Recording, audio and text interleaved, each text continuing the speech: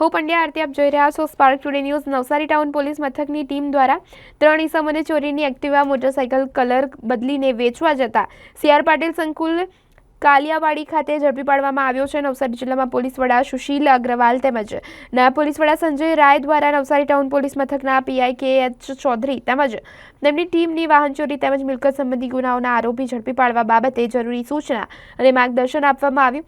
તેના અનુસંધાનમાં Navsari town police મથકના પીઆઈ કે.એચ. ચૌધરી તેમજ તેમની ટીમને ખાનગી વાહનમાં પેટ્રોલિંગમાં હતા।